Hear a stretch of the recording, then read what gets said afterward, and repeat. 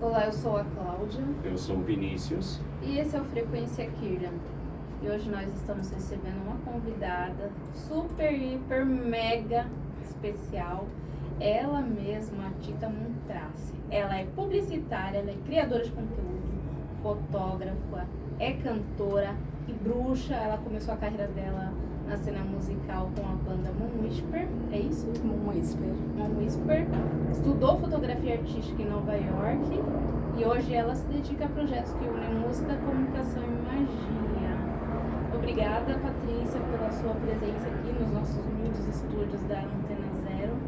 Eu que agradeço o convite, fico muito feliz de estar aqui para falar das mil coisas que eu faço e de falar sobre o universo peculiar, que para mim é muito importante. Realmente, a Tita, ela faz mil coisas.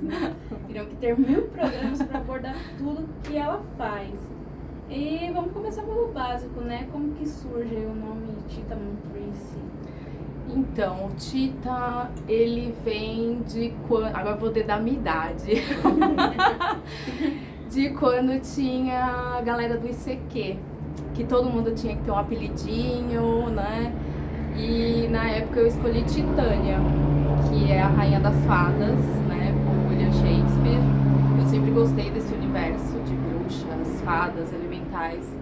E eu amava esse conto, né, da Titânia, e aí ficou Titânia. Na época todo mundo me chamava de Titânia, só que aí encurtou, ficou Tita, e já faz, sei lá, uns 30 anos já, 30 e poucos anos que eu sou a Tita, e o Montrassi é da minha família, né, que na verdade seria o Montrásio, e o Montrice foi aí apadrinhado pelos meninos do Diva Depressão, que falaram meu nome errado, mas eu achei muito fofo. E aí dei o Montrice para uma personagem que eu faço. Ah, incrível. Ficou muito bom, né? A sonoridade ficou bem elegante. É, porque eu mesma não gosto do meu nome real. Gosta? Ah, eu não gosto de Patrícia. Mas é um nome bonito. É, bonito. eu uso Patrícia mais para o lado da arte da fotografia para fora, né? Porque eles não conseguem falar Tita, Ah, sim. o inglês, né? Aí o Patrícia é mais fácil, então eu meio que uso o Patrícia para um rolê internacional, mas o Tita ficou. Aí, bacana. E como que foi essa época que você estudou em Nova York? Então, foi bem na minha crise dos 30, sabe quando bate, assim, você fala, ai, o que eu vou fazer da minha vida? Eu sempre fui publicitária, né, e eu já tava bem num burnout de publicidade, eu trabalhei em agências das menores às maiores, assim, e eu não me via mais vivendo aquela vida. Eu falei, eu preciso fazer algo diferente, porque eu sempre fui muito artística e ali eu era bem limitada, né? E aí eu decidi morar fora. Falei, bom, pra morar fora eu tenho que estudar alguma coisa, né, pra estar lá legalmente e tal. E aí eu decidi, eu até pensei em estudar música, mas eu precisava pensar em algo que pudesse me ajudar financeiramente, né? Infelizmente a música é bem difícil. E aí eu pensei, bom, algo artístico, fotografia, eu já gostava de fazer uns cliques, de criar imagens. Eu escolhi um curso de fotografia, um conservatório. E aí me indicaram a New York Film Academy, que é uma escola, na verdade, mais focada em cinema, né, e de atores também, de atuação, mas tem a área de fotografia. E foram 2 anos que eu morei no Brooklyn, em Nova York, e que foi uma imersão artística insana, e aonde eu descobri que eu já tinha um estilo artístico. Foi assim, eu conheci pessoas que viviam e respiravam arte, assim, foi um sonho, assim, que eu sinto muita falta e que quando eu voltei pro Brasil foi um baque muito grande. Nossa, que incrível! E as suas fotografias são incríveis. Sensacionais. Obrigada. É assim, maravilhoso, sinceramente. Você poderia falar um pouco do conceito por trás do seu estilo fotográfico?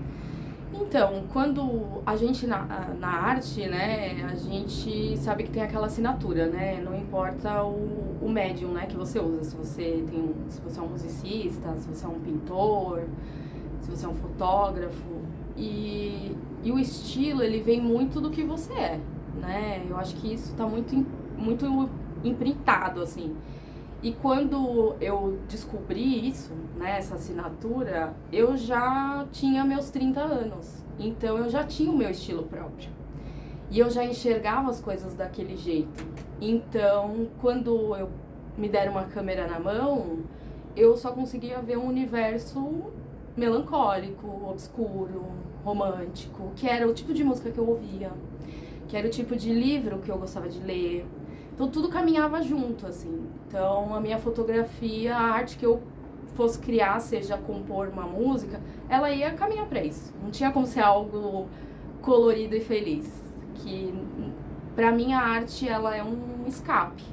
É uma forma de terapia, né? Então eu levo mais esse lado terapêutico. E foi aí que eu aprendi a criar em formas de narrativas. Que as minhas fotos, elas contam uma história.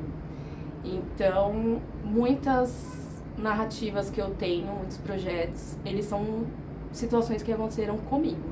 Nossa. Então, tem a explicação ali, né, no texto, mas fica pra pessoa, ela enxergar aquilo e ver se ela se identifica. Como uma música, é praticamente a mesma coisa. Então, por isso que tem essa pegada preto e branco. Eu tenho muito esse negócio de quando eu fotografo em preto e branco, ele fala sobre a vida. E quando você vai ver cor, que é no meu projeto dos cemitérios, que eu fotografo, ele é colorido. É sobre porque a morte, é pós-vida. Pra mim, a morte, ela é a fuga. Ela é a vida. Ela é o que vem depois. É a vida real. É a vida real. Né? E por isso que ela é colorida. Colorida não, né? Porque ele é meio amarelado, assim, mas ela tem uma cor. E o preto e branco, eu falo da realidade e daquela inércia. Aquela da realidade dor. concreta. É, da dor, né? Então, pra mim, não é uma vida feliz. É um resultado, é um espelho das dores que eu tive, assim. Sim. Então, quando você vê cor nas fotografias dos meus projetos, é um pós-vida, né? Então, o preto e branco, pra mim, tem essa energia, assim. Eu gosto bastante. Lógico que dá pra trabalhar em cor, mas eu dediquei muito a minha fotografia nesse sentido, assim, pra diferenciar. E aí tem essa pegada mesmo intensa e que muitas vezes, pra alguns, é intensa demais, né? Tipo, nossa, você tem esse lado, você é tão saltitante. Mas como bruxa, né, a gente sabe que precisa existir um equilíbrio de sombra e luz. Sim. E a minha sombra eu trabalho na minha arte. E a minha luz eu trabalho no meu conteúdo. Exatamente. Então é um equilíbrio. É saltitante, mas é realista também. É, porque a gente tem que ter os dois lados, né? Se você é só melancolia, é muito perigoso, né? Sim. Você cai numa depressão, né? Se você vive só aquela sombra o tempo todo, não é saudável. Se viver só a realidade o tempo todo. É, exatamente. A gente tem que ter um refúgio, a gente tem que procurar escapes felizes também, não só melancólicos, né? Escapes, fantasias, Exatamente. viagens. É, exatamente. Enfim, qualquer coisa, Sim, né? o que te faz feliz, né? É, que dê cor um pouco a essa realidade Sim. concreta, dura, né? E quando você percebeu que queria expressar através desse estilo, né? Como que é essa pergunta? É, como você percebeu que queria se expressar através, tipo, das mídias, né? Tipo, fotografia, através também da música, né? Do YouTube, né, também. É, o YouTube foi, acho que o principal meio que eu encontrei, assim, desde muito pequena, eu sempre fui ligada à música, né? Eu sempre quis cantar e performar, assim. Então, eu era uma criança muito introvertida, mas que eu me via me expressando. É meio ambíguo, assim, porque, tipo, nossa, eu na época, eu tinha um cabelo roxo. E as pessoas falam, você não gosta de chamar atenção, então por que seu cabelo é roxo? Na época que ninguém tinha o cabelo colorido, né, óbvio. Hoje em dia Era ousado, é normal, né? era muito. Na época era. Ia na galeria do rock, comprava jeans color lá, que só tinha aquilo, não tinha mais tinta nenhuma, era um tormento. Alguém na sua família cantava? Olha, que eu saiba, acho que meus avós e bisavós, que eram da roça, né, e eram colonos espanhóis e italianos, eles tocavam violão. Mas hoje em dia, não, assim, eu sou a única que entrou pra essa. E como meus avós já são falecidos e eu era muito pequenininha, então eu não tive esse rolê deles me passarem a música. Mas provavelmente a minha família era bem musical, assim, e eu não, infelizmente, eu não vivi isso com eles. Mas desde pequenininha eu tinha isso, aí mais ou menos aos 13 anos eu quis fazer aula de canto, aí eu fui fazer aula de canto popular, descobri que eu não cantava nada, aí eu era uma criança, né? Mas eu já gostava de cantar aquelas divas, né? Que as meninas, tipo, divas pop, tipo Celine Dion, Mariah, que eram as divas que cantavam muito, né? Até que eu descobri o gótico. Ai, danoso. Na verdade, eu descobri o grunge primeiro pelas minhas primas, que gostavam muito de Nirvana, Pearl Jam. Descobri o grunge. E depois veio o metal, que aí veio Iron Maiden, veio todas essas bandas. E aí, um dia, eu descobri o Within Temptation. Um amigo me mostrou o Within Temptation. Eu acho que você vai gostar dessa banda, porque a moça dança assim, mexe os braços, ela usa os vestidos medievais, você ama essas coisas. Aí a gente esperou a noite inteira o clipe baixar no Napster. Lembra disso? Internet de escada, demônio. Era, demorava. E aí veio o clipe do Mother Earth. Ela no meio do mato. Aí eu falei, meu, que coisa mais linda. Nossa, quem é essa mulher? E aí eu descobri o Nightwish, o After Forever, todas essas, né, divas do metal. E eu fiquei apaixonada. E aí eu comecei a navegar pela cena gótica e descobri uma arte que combinava com o estilo que eu gostava de filmes, né? Porque eu sempre gostei de cinema de fantasia, amava Labirinto, História Sem Fim e de terror. Sim. Né? Sempre gostei muito de terror. E aí tudo fui juntando, assim. E aí quando o Moon Whisper, na época que era Mother Earth, né? Ele começou, que foi mais ou menos em 2003, que eu já tinha participado de algumas outras bandas, de new metal, enfim, mas nunca saiu do estúdio, né? E aí eu falei, não, eu vou montar a minha banda. E aí eu comecei a conhecer a galera dos eventos, de Vamp Festival, toda a cena daquela época, e todo mundo, eu falei, eu acho que eu vou montar um Nightwish cover. Todo mundo, nossa, mas já tem um monte. Vai montar outro, monta o Within Temptation, porque não tem.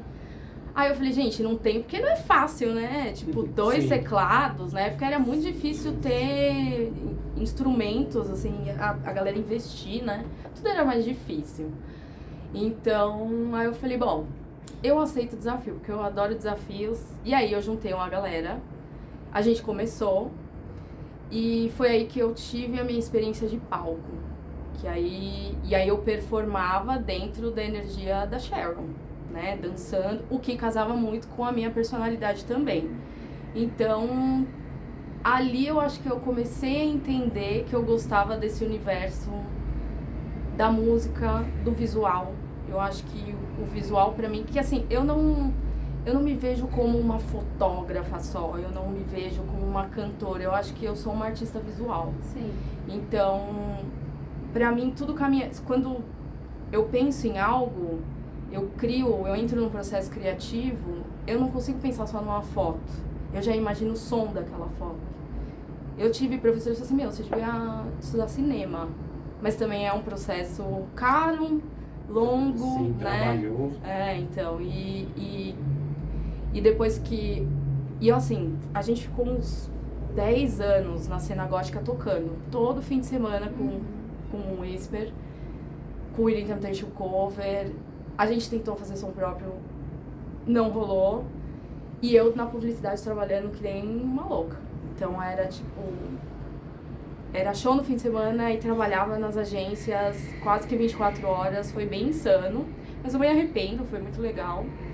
Só que aí chegou uma estafa e eu acho que tudo isso caminhou para que eu, numa fase mais madura, né, de idade mesmo, de vida, começasse a realmente criar. Talvez se eu tivesse começado a criar antes, eu não teria tanto repertório de experiências para desenvolver as minhas fotos, por exemplo. Sim.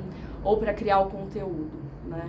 Porque quando eu fui para Nova York e eu tive que voltar pro Brasil, eu tentei entrar na cena da fotografia no Brasil e eu descobri que a minha arte obscura, que funcionava muito nos Estados Unidos, na Europa, aqui não funcionava. Aqui eu era estranha, aqui eu era gótica. Ai, credo, fazer foto em cemitério. E lá eles achavam fascinante. E aqui o cemitério nem turístico é. E lá eu acho uma hipocrisia, porque tem muita gente que fala assim, ai, credo, e no cemitério, mas quando vai viajar para a Europa, para os Estados Unidos, a primeira coisa é visitar o cemitério. É visitar o Père Lachaise. Ué, por que o cemitério da Consolação bate ali com o Père Lachaise? Exatamente. Então, desculpa, pra mim é uma ironia. Só que debater isso com a massa, né, daqui não adianta. Não. Então, eu resolvi abrir um canal no YouTube. E aí eu falei, eu vou abrir um canal no YouTube porque eu vou encontrar essa galera que gosta. Com certeza. E aí a gente vai começar a conversar sobre isso. E eu encontrei uma galera, eu comecei a fazer vídeos muito sobre fotografia, assim, sobre o processo criativo, porque eu não gosto de didática, eu não gosto de tecnologia. Nossa. Eu uso analógico, né? Então eu acho que ter a melhor câmera não te dá a melhor foto. Você pode fazer a melhor foto com qualquer coisa. Caramba. Pra mim, o analógico funciona porque quando eu clico, eu não preciso editar nada. Sério? Não, eu só passo ele, eu escaneio, eu revelo o filme, eu escaneio e tá pronto. A maioria das fotos em preto e branco que você vê minha não tem edição nenhuma. Caramba. No máximo, eu passo eu tenho negativos, né, de 120mm, que eu escaneio ele vazio e boto um layer em cima pra ele ficar mais granulado ainda, pra criar uma atmosfera. Então eu gosto desses processos de criar, de colocar. Mas edição, ficar tirando, não sei o que, não. É puro. Nossa, Puro. Caramba. E aí, isso pra mim foi incrível, porque quando eu dei o primeiro clique com a câmera analógica, eu falei, nossa, tem o granulado, tem não sei o que, é isso que eu não preciso fazer mais nada, é isso.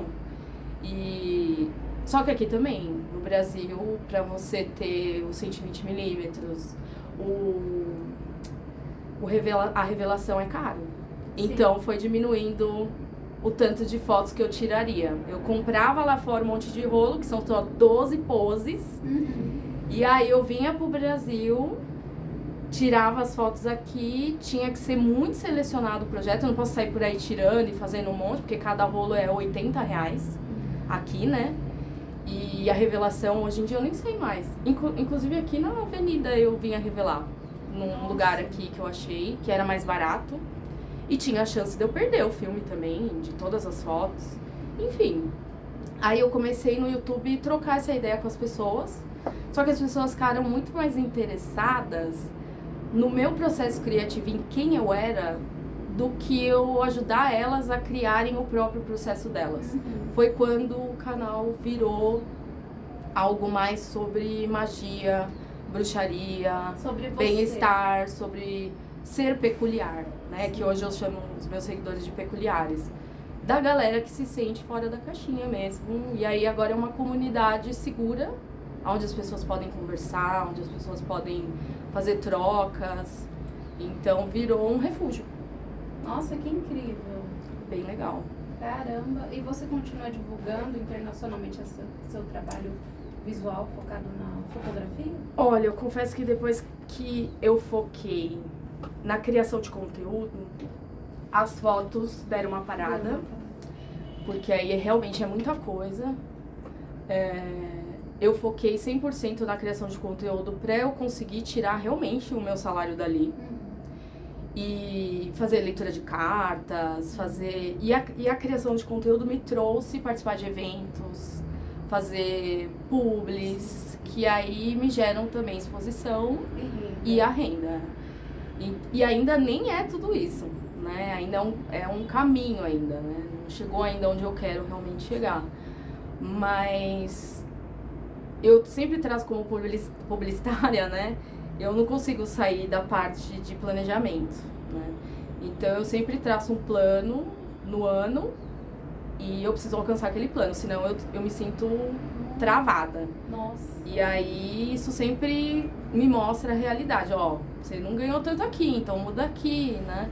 Então eu me soltei na parte mais luz, né? Eu comecei a trabalhar essa luz em mim. Aí eu criei um personagem, a Cenurita, que é uma bruxa que ela é toda fofa, que ela é toda alegre, que ela é toda divertida. Ainda assim, ela vira uma vampira, né? No Halloween, ela vira uma vampira, que ela foi mordida pela Liz Vamp. Eu sou filha de Liz Vamp. Nossa, que honra! Então, você viu que legal? Ela falou, não, pode sim, você é minha filhinha. Então foi muito legal, porque eu conheci a Liz, né? Eu tive a oportunidade de conhecê-la, de conversar com ela. Então tudo vai caminhando junto. E aí eu tô ali tirando a satisfação de vários lugares, assim.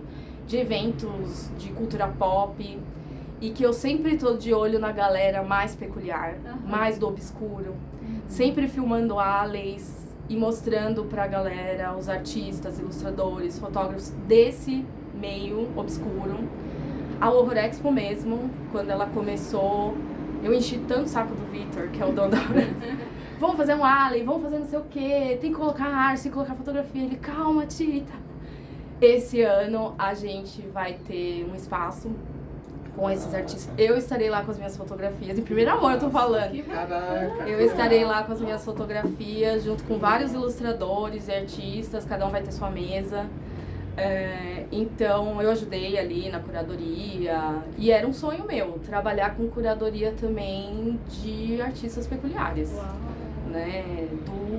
Da ilustração, da pintura, que pintor também, tem muita gente que é pintor mesmo, de tela, e não é aquele pintor que a gente conhece padrão, né? Mas é do obscuro e que vem de tela.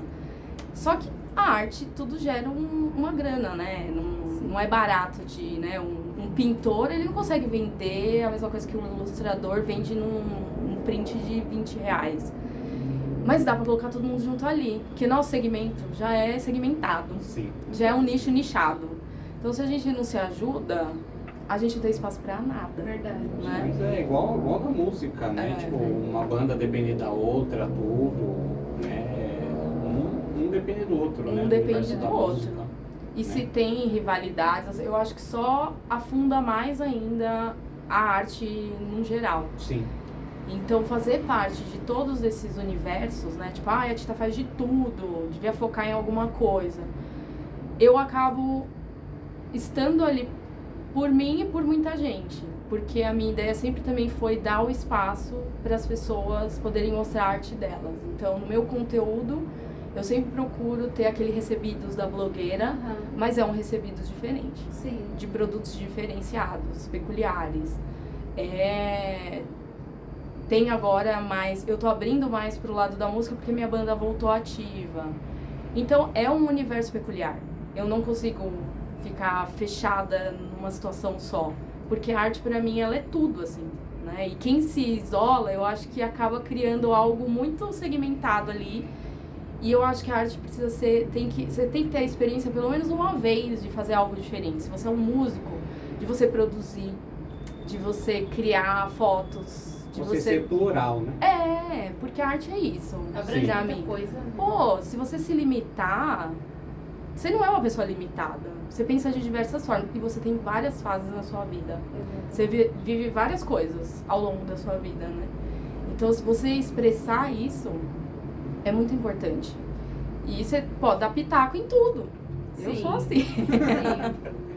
E você tá fazendo o que você ama, né? É o mais importante. E o que Porque... você veio pra fazer. E se a gente já tá aqui, né? Se a gente tá ganhando pouco mesmo, o primordial é se divertir, né? Com certeza. É fazer o que a gente gosta. Então, E como que você fez essa transição, Tita, daquela criança introvertida pra uma comunicadora? é muito louco isso, né? Eu falo que eu sou cria do Roberto Justus. Literalmente. Ele foi meu chefe. Mentira! Foi, eu Não. trabalhei. Não ali, né? Ele falando, ai, Patrícia. Não, mas ele era. Eu trabalhei na agência dele. Nossa! E a publicidade. Eu acho que a publicidade, eu sou formada, né, em propaganda e marketing. E logo que eu saí da faculdade, eu já comecei a trabalhar, né, em agências. E eu sempre trabalhei com atendimento, com planejamento. Então a gente aprende a usar uma máscara. A gente aprende a ser aquela pessoa que se acorda caco, assim, você tá um dia péssimo, mas aí você chega pro cliente e tá assim, Ai, nossa, que difícil. putz, é horrível. Que difícil. Mas é uma prática. E se você consegue mitar essa prática, você consegue mascarar tudo. É o marketing. O marketing é isso, né? Tipo, um dos pontos principais do marketing é isso. É você vender o seu rolê. Então, foram 20 anos trabalhando com publicidade e vendo como eu tinha que me portar. E é como se você fosse um rato de laboratório. Eu chorava no banheiro o tempo todo, porque você ouve misérias de clientes que têm dinheiro. Sim. Você é um incompetente, você não fez o que eu mandei, porque o cliente, ele precisa dar em alguém, e ele vai dar em você. Então, você tem que ir pro banheiro. É uma vida de cão. Eu não desejo pra ninguém. Você tem que ser muito sangue de barata pra trabalhar com publicidade. E tem que gostar muito. Eu falo que é coisa pra jovens. Porque depois que eu fiz 30, não que eu era velha, mas eu acho que depois de ter, desde os meus 23 anos, 22, eu começar com a publicidade, foram muitos anos difíceis e que eu não conseguia mascarar mais. A arte estava gritando em mim, porque meu sonho sempre foi ter uma banda. Sempre foi ser cantora, e nunca uma cantora solo. Eu sempre imaginei com uma banda. E não, nada contra, por favor, mas não com músicos contratados. É de ter uma família. Entendi. Um dos meus maiores erros, de acordo com o meu terapeuta, Sério? de eu criar famílias, né, pra repor, né, a família que eu não tenho ali. Mas, pra mim, sempre uma banda é uma comunidade que você vai conviver com ela por muito tempo e dividir coisas. Sim, né? você vai pegar a estrada, vai... Compor, vai falar das suas dores. Vai passar mais tempo, às vezes, com a banda do que com a sua própria família. Exatamente. Né? E sempre foi um sonho meu, assim, porque... Mas é aquilo, no Brasil, principalmente metal, mulher ainda naquela época. Hoje ainda a gente tem uma cena de mulheres poderosíssimas, como Lid, mas naquela época não tinha. Sim. Então, foi muito difícil e eu tive que me render pra publicidade mesmo, pra ganhar a minha grana, porque a música... E é aquele negócio, pra uma banda sentar e compor e todo mundo ainda ter que trabalhar pra ter tempo, é muito difícil, né? E olha que naquela época a gente era molecada, né? Dava pra, tipo, arranjar tempo, a gente fritava ali, mas ainda assim era um peso muito grande, então... A gente não conseguiu, o Moinsper continuou, o cover era muito confortável pra isso, então a gente colocava o escape ali, que eram muitos shows mesmo, a cena tava fritando no começo de 2000. Era incrível. Tinha Ego Club, antes da Ego aparecer, tinha a Tribe, a Let's Lay, tinha o Madame. O Madame não tinha banda, né, era mais DJ. Sim. Hoje em dia tem palco, né, o Madame. Sim. Mas tinha a Let's Lay, a Tribe House, então era show todo fim de semana. Foi o auge, né? A gente ainda pegou a Ego depois. Eu era da Mr. Superstar. Ah, sim, do Marley Manson. Primeira formação, sim, né? Sim. Lá atrás, né? E, sabe, a gente tocava ali, sempre juntos. Verdade, na época da Mother Earth. Na época da Mother Era Earth. tipo a gente, vocês, o Rammstein Cover, o Dervanzi dos meninos, o Cradle of Filth dos meninos do Glauber. Era sempre a mesma galerinha, assim, sempre botavam a gente juntos, é verdade. E foi muitas histórias, muitas, assim, E isso é muito louco, porque é uma escola. Que muita gente hoje em dia começa já compondo e não teve a experiência que a gente teve, cara. A gente teve a experiência de tocar em palcos que eram palcos de puteiro, assim. Sim. Tinha um cano de dança no nosso meio. Sim. O rolê explodindo. Já tomei choque de microfone na boca. Ampli explodindo. Yeah. Nossa, muita história. E isso gera experiência. Porque aí quando você... A primeira vez que você cai num palco e tudo tá microfoneado, tudo tá lindo, tudo tá... Você fica assim... Uau! Que demais! Isso aqui agora, nossa, hoje, uma curiosidade. Recentemente só eu comecei a fazer show com retorno. Nossa! Eu nunca usei retorno. Caraca. Nunca. Era sempre o retorno do chão ali. Então, porque naquela época eu investi também no retorno, não tinha Shopee, esses bagulho pra gente comprar uns baratinhos, né? Então, não tinha, no máximo eu tinha um microfoninho ali, antiguinho, e hoje que a gente voltou e eu posso, agora que eu posso pagar, ainda assim comprei um baratinho, que tá super dando certo, e quando eu botei aquele retorno mudou minha vida. Eu falei, caramba, são experiências louquíssimas, mas que é um exemplo do underground, assim. Não é uma pessoa que viveu de música, porque tem gente que viveu e investiu em bons instrumentos, equipamentos. Eu não, eu tava ali, assim, eu e muitos os meninos da banda também. Então, tem sido... Eu acho que, como bruxa também, né, espiritualista, tudo tem seu momento. Sim. E eu acho que esse momento... Eu tô com 42 anos. E é o que eu falei, se eu tivesse tido a oportunidade de ter uma banda e fazer turnê e compor no passado, eu acho que não teria a mesma energia que agora. Sim. Eu não teria experiências o suficientes para escrever metade do meu caderno de letras que eu tenho. Então, não teria histórias, porque eu escrevo as minhas histórias. Então, eu não tinha nem vivido... Eu tinha vivido coisas horríveis já, quando eu era jovem. Que ainda tem coisas que eu escrevi sobre isso e vão nascer aí, se tudo der certo. Mas eu acho que o peso agora na arte, ela é mais sincera, eu não tenho medo. Esse rolê de ser introvertida, essa máscara, hoje em dia eu sei lidar mais com isso. Eu não tenho medo na verdade, eu nunca tive medo de me expressar. Sim. Mas eu acho que não tem uma fórmula. Eu acho que é uma chave que você vira. Eu falo muito isso no meu canal, nas lives que a gente faz. Tem muita gente que é muito introvertido, dos meus seguidores. Eu sou aquela influencer que você vai num evento e não tem um monte de gente em cima de você, porque quando eu chego em casa na DM, o meu seguidor vem e fala assim, eu fiquei com vergonha. Eu falo, gente, mas eu me senti tão sozinha. Eu queria tanto conhecer vocês, mas eles não têm coragem. Porque eles são reprimidos socialmente. Sim. Então, e aí você tem que entender, você tem que falar, não, eu entendo, eu também sou assim. Eu também fui muito assim, né? Às vezes a nossa própria mente reprime a gente. Acontece né? muito comigo, sei lá, tipo... Comigo também. Né, com a gente, porque já aconteceu, eu gosto muito de André Bianco. Né? E já aconteceu de eu estar ali, tipo, olhando pra ele e falar, não, tem mesmo? Acredito! E o André, ele também é muito introvertido. Sabe, eu falo, não, tá ali. Mas o André, ele tem essa energia também de quieto, né? Ele tem uma cara mais séria, assim. Sim. Mas quando você chega nele, ele se abre, assim, ele é muito fofo. Então, e ele era da nossa época. Eu lembro dele no Swamp Festival vendendo livro. Sim. E hoje ele é incrível, ele estourou. Ele é literatura, né? Tipo, a nossa Annie Rice, né? A nossa Annie Rice brasileira. E é muito doido isso, porque eu e a gente frequentemente fala, vamos lá fazer cobertura de show agora, vamos.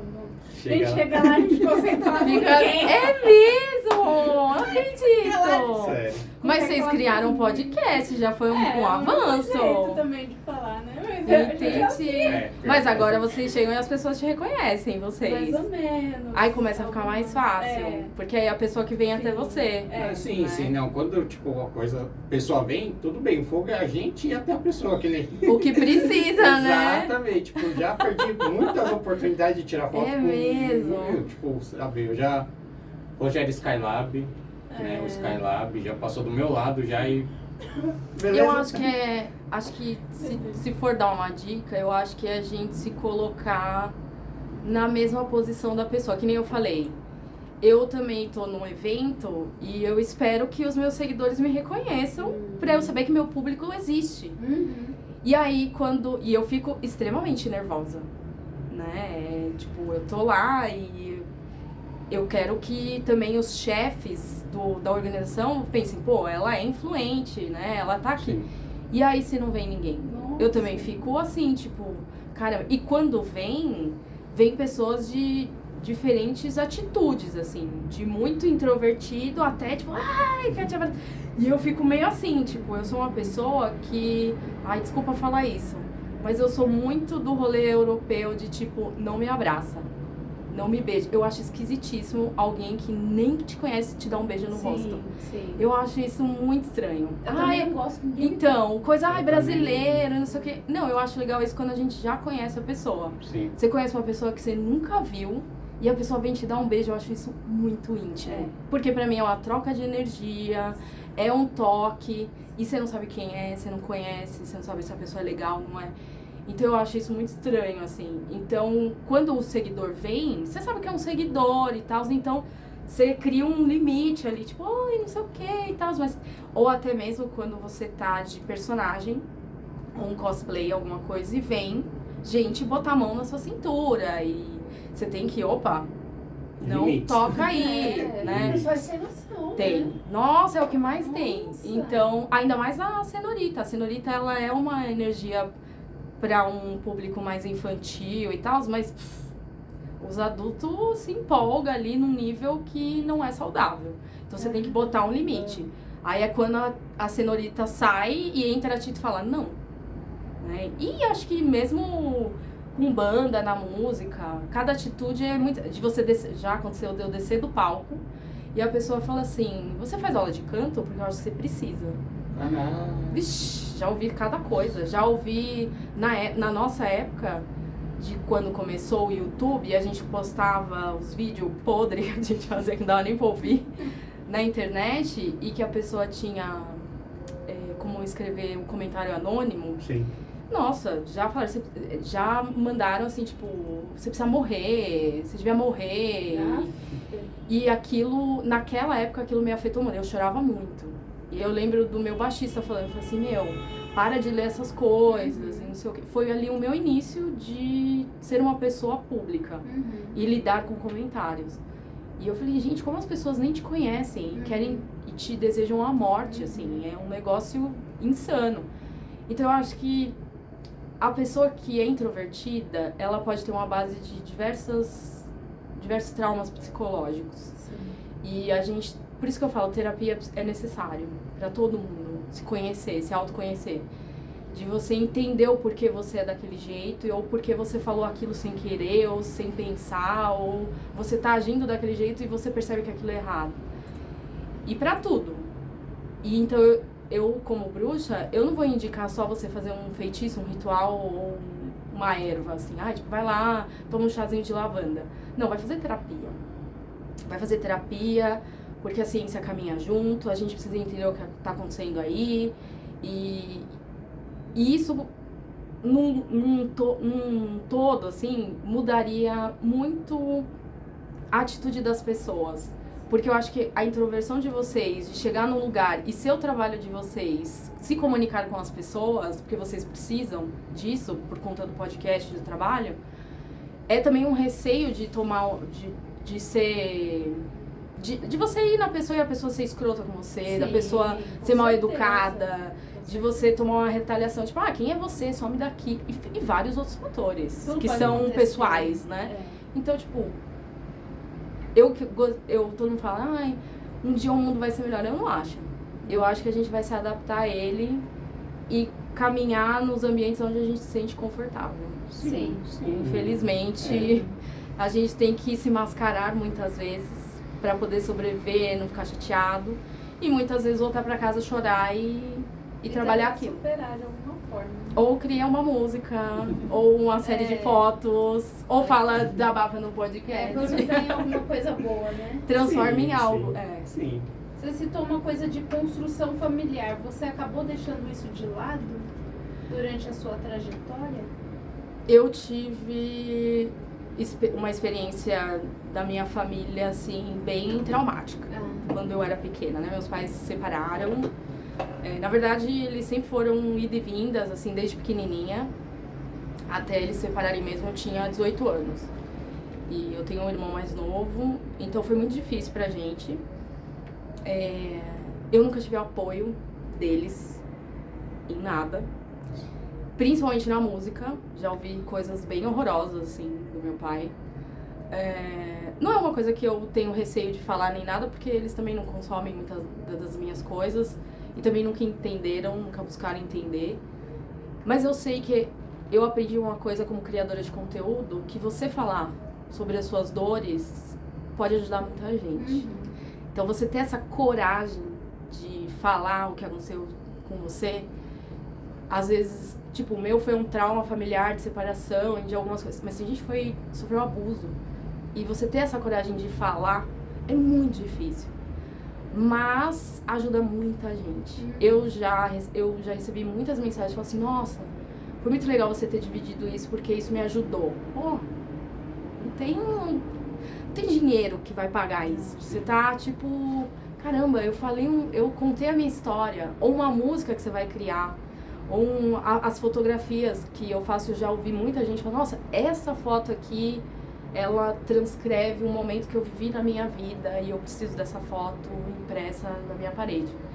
Então, pra mim isso é arte, né?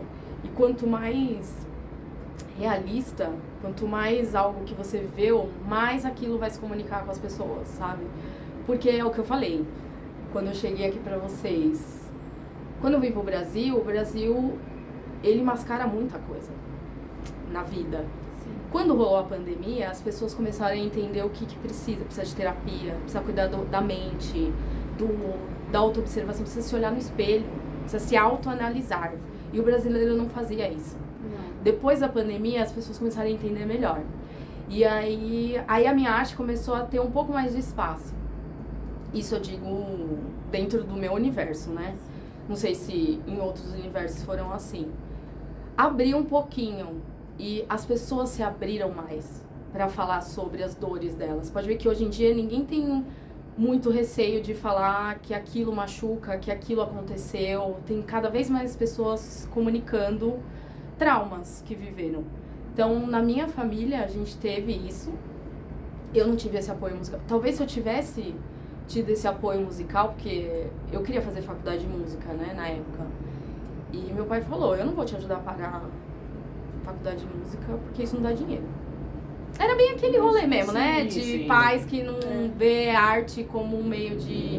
né? E eu lembro até hoje que, na época, o nosso tecladista, os pais montaram um estúdio na casa dele. E hoje ele é maestro.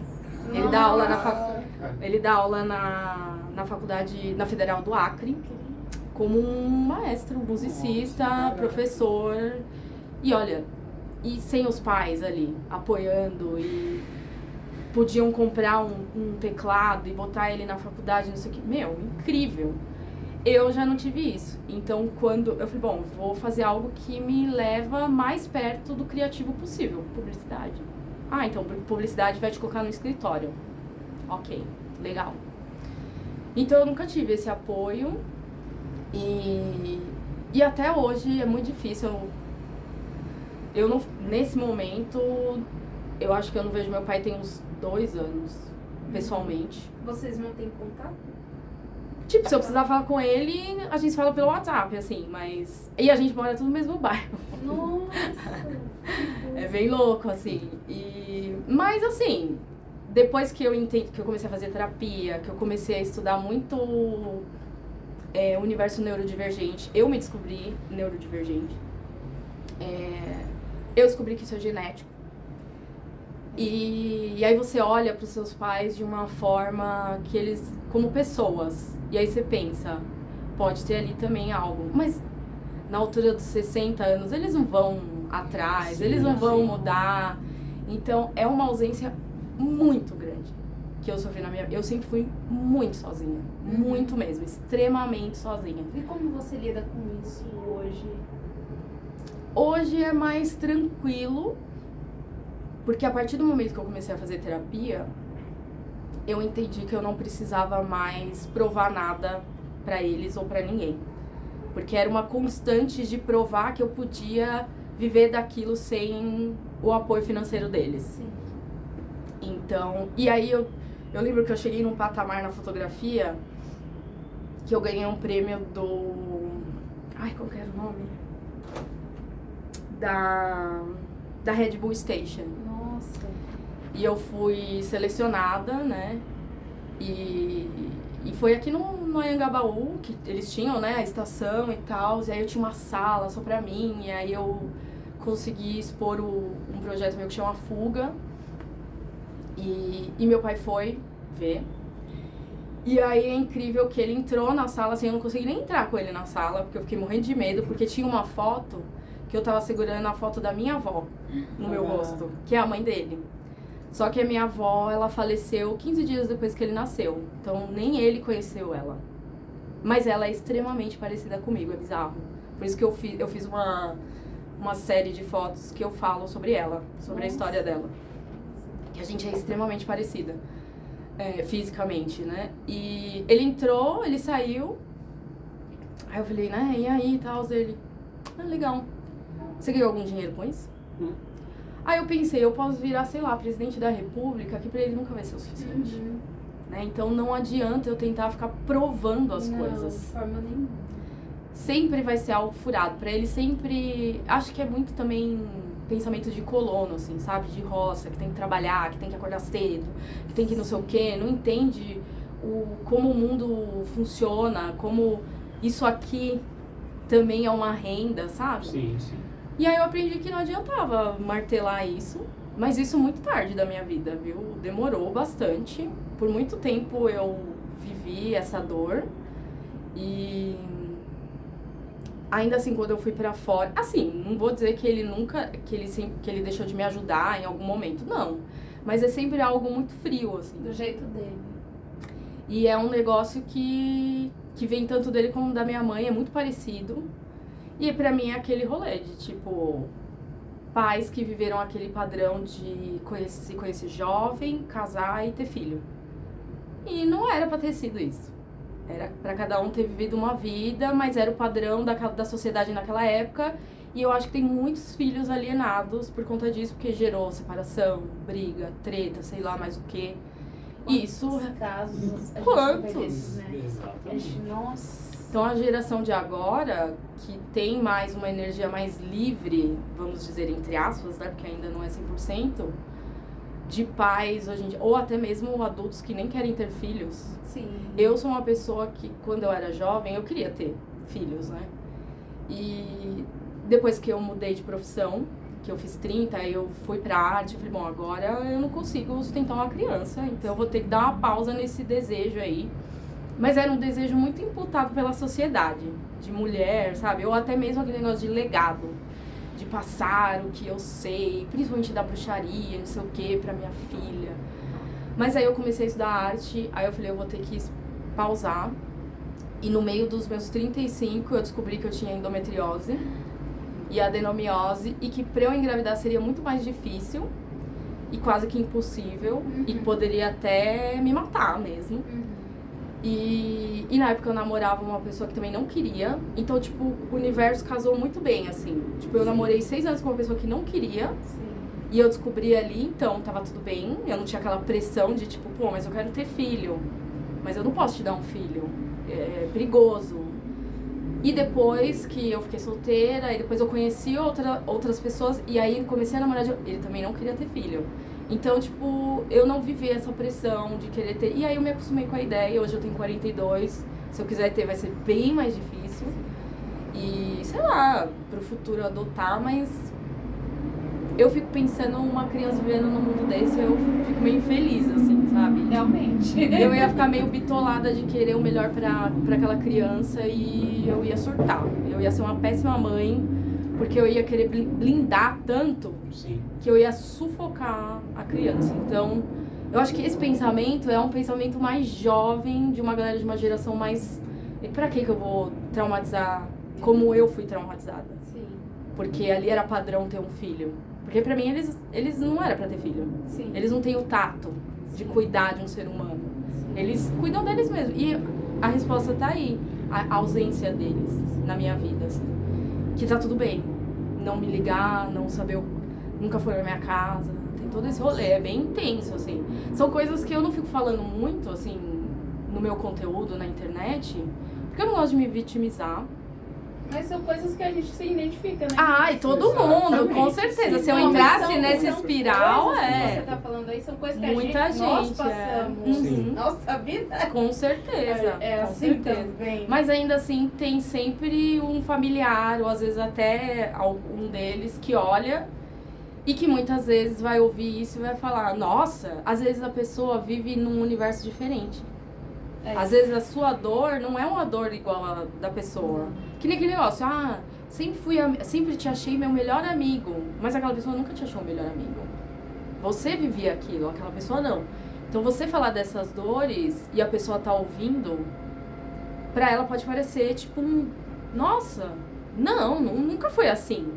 Temos um problema. Se você acha que nunca foi assim, é porque nunca houve uma comunicação pra você entender o que eu estou passando. Ou a pessoa só olhou do lado dela. Exato. E pra mim, esse rolê de egoísmo, ele vem muito da insegurança das pessoas. Sim. E eu acho que ninguém nasce egoísta. Mas, porque se nascer egoísta, a pessoa é psicopata. Ela tá faltando um bagulho lá, químico lá, sei lá.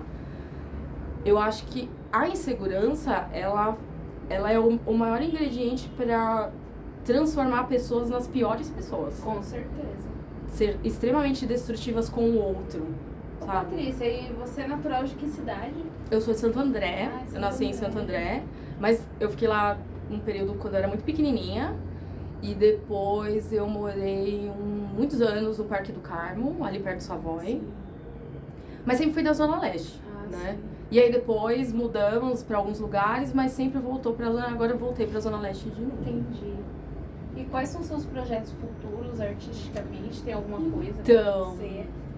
agora, bastante, o Moon Whisper tá mais ativo. O cover, né, do Within Temptation Cover, ele voltou já em 2023, depois de um hiatus bem grandão. Foi bem legal.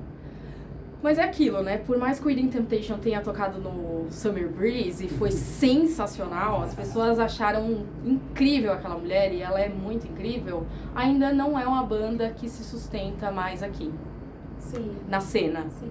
Antigamente, o Within Temptation estava em todos os shows da cena gótica dos covers. Sim. Hoje em dia, os espaços, eles estão indo muito mais para covers misturados ou das bandas de agora, tipo Ghost, Sleep Token, no máximo um Nightwish.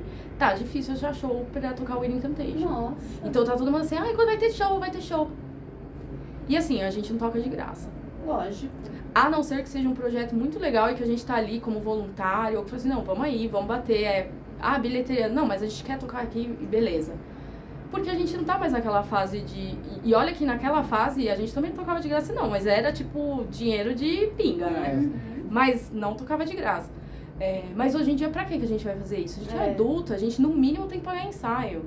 A gente pagava ensaio na época, era R$15 a hora. Hoje em dia é R$80 a hora. Não dá, gente. Não. Então, o mínimo é a gente ter uma grana pra cobrir os gastos da banda, né?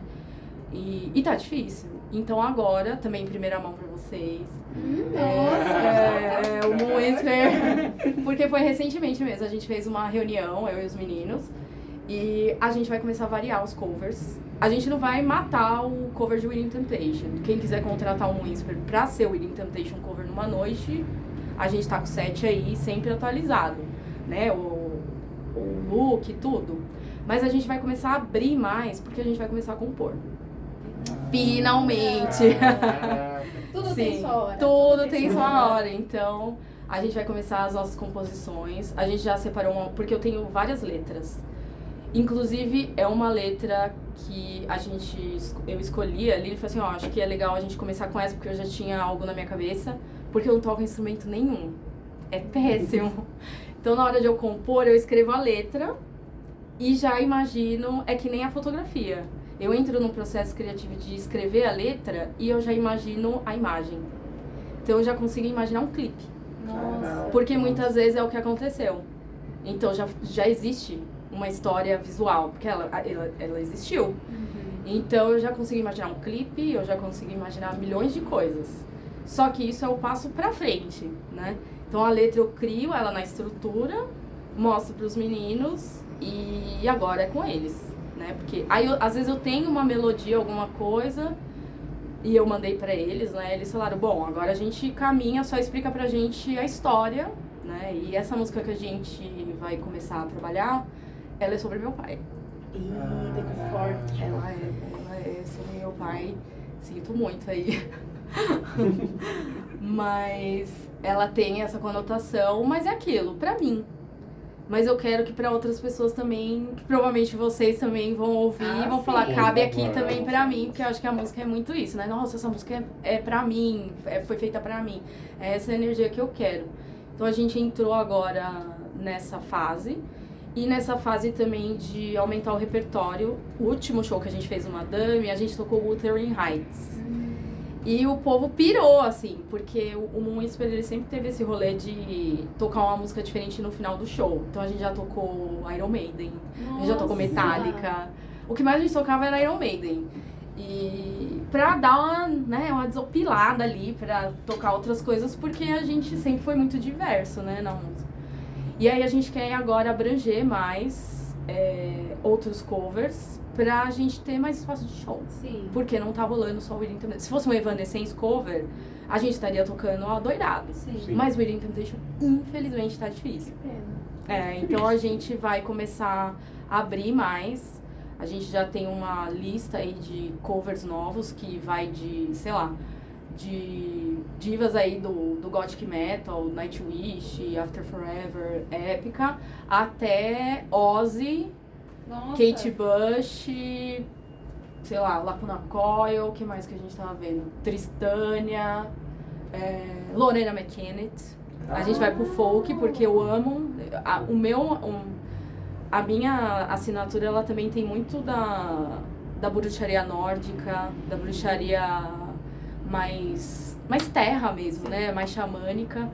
Então eu amo Lorena McKennitt, a gente ama Enya, o nosso tecladista ama Enya. Então vai ter uma mistura pra gente tocar tanto num evento de metal como num evento medieval. Uhum. E isso vai caminhar com a nossa música, porque o nosso som, a ideia é ele ter essa energia de todos nós, porque, por exemplo, o Felipe, ele vem do thrash, que o Felipe Tonini, ele tá no Sacrifix, agora ele tá no Blades of Steel, ele é o que mais tem bandas, né, da nossa banda, e que estão ativas, então ele tem um estilo ali do thrash, ele vem de vários estilos. O Luiz, que é nosso tecladista, ele vem de um rolê experimental, de orquestra, ele fazia o sonoriza do Doni Darko no Belas Artes. Ele comandava aquilo, é ridículo, assim. A gente brinca que ele é o músico da banda. O Marcelo, o baixista, ele é muito... Ele tem uma mistura muito mais contemporânea, assim, de metal, de cores, Sim. assim. E o Renan, ele também abrange bastante, ele tem esse lado também mais místico, acho que eu e ele da banda, nós somos os mais místicos, assim, ele gosta muito desses rolês experimentais. E eu também venho com esse rolê, eu gosto muito de um estilo denso. Sim. No meu estilo mesmo, eu amo Heilung, por exemplo. Ai, é lindo. Eu acho aquilo insano. Pra mim, estar no palco é um ritual. É um ritual. Então aquilo pra mim é maravilhoso, assim. E eu tive uma abertura muito grande com um ex-namorado meu de conhecimento do Doom Metal. Sim. Meu, aquele Doom Metal arrastado, né? Sim. Doom, Denso, pesado. E as minas do Doom Metal, assim, tipo a Chelsea Wolf, que eu acho maravilhosa. A Emma Ruth Rundle, que eu não conhecia, ele me apresentou e eu fiquei insana. Assim. Então, um noise, assim, eu gosto de coisas experimentais, de usar instrumentos diferentes da bruxaria. Dá uma cumba mesmo, sabe? Chacoalho e não sei o que, coisas indígenas. Tem o Aquanda aqui. É, maravilhoso. Meu, eu vi essa banda, Você viu? eu achei incrível. Os meninos me mostraram essa banda, eu achei incrível. É incrível, gente, é incrível. Então eu acho que isso vem é uma mistura do brasileiro. O brasileiro sim. é essa mistura. E às vezes o próprio brasileiro não valoriza. Não. Entende. Então, Não, que nem a consegue gente ter um foi, a conceito gente foi no show do Aquan, tava vazio, né? Foi tanto então. pessoal. E eu acho Gente, que a gente tem muito esse rolê de buscar... Eu acho que isso vem muito do cinema, sabia? E da literatura. A gente vê muito Vikings, série Vikings, não sei o quê. Então isso transporta a gente pra esse lado tribal, indígena, europeu. Sim. Né? E a gente não sempre consegue teve chegar muito... no nosso. Então, mas eu acho que a gente tem muito esse receio de mergulhar. Eu acho que se criou um receio que vem muito do respeito. Eu não vou usar isso aqui porque é um respeito. O que eu acho interessante porque é um rolê espiritual. A gente vê muito... Eu mesmo, quando eu comecei a trabalhar com a Senorita, eu percebi... Eu queria falar sobre a nossa sobre o nosso folclore, né? De falar sobre os elementais, Sim. né? Dos povos indígenas. E eu já fui alertada logo de cara, assim, cuidado, hein? Porque se falar assim, se falar assado, não sei o quê. E aí quando você vai falar de uma Baba Yaga, ninguém vai te hostilizar. Não. Porque é o rolê deles lá e tudo bem. Agora aqui, tudo é muito assim, nossa, toma cuidado, hein? É melhor você falar com uma pessoa indígena pra você não falar mesmo. Eu falei, nossa, mas até aí como a gente vai falar sobre isso? Sim. Sabe? Eu fico assim... o Ayangá, que eu descobri que é um espírito da natureza, eu me identifiquei horrores. E aí eu falei, nossa, queria falar sobre isso. Já me meteram na minha cara, nossa, cuidado, não sei o quê. Eu falei, gente, mas é a nossa história. É uma história que ainda existe, eles cultuam, mas é também um lado espiritual que a gente também tem que falar sobre isso. E poderia conhecer melhor. Exatamente. Muito melhor. E tanto da música, que eles também estão dentro da música agora, né? Então, nossa, principalmente da música. Porque pra mim o espiritual tem música. Sim. É um dos maiores... As maiores formas que eu me comunico Com certeza. com o espiritual é tambor, é música. E aí quando você vai trabalhar mesmo e entender os povos indígenas brasileiros, você entende que o tambor não era um instrumento deles, é o chocalho e não sei o quê. Meu, é lindo isso. A música te leva para outro lugar. Exatamente. Gente, História, né? História. Tita, infelizmente, chegamos ao final. Foi muito Mas bom, foi Bá. incrível, Foi e muito a gente gostoso. deseja muito que você volte Ai, aqui em por algum favor. Vamos tacar lugar. outros meninos, né? Traga a banda, Trazer um sim. whisper quando a gente Traga. começar aí. Por Acho que a gente favor. vai Poxa. começar a fazer podcast naquela salinha, Vamos. menina, e a gente Trazer vai convidar os meninos. vocês de novo pra Exato. Por favor, estar aí, que foi muito bom. maravilhoso. Portas estão abertas, com Sim, foi certeza. muito bom. E nós agradecemos muito sua presença aqui. Eu que Ter agradeço. vindo falar com a gente, né? Nós não temos palavras para agradecer. Eu que Verdade. agradeço. Obrigado de verdade. E infelizmente vamos encerrando.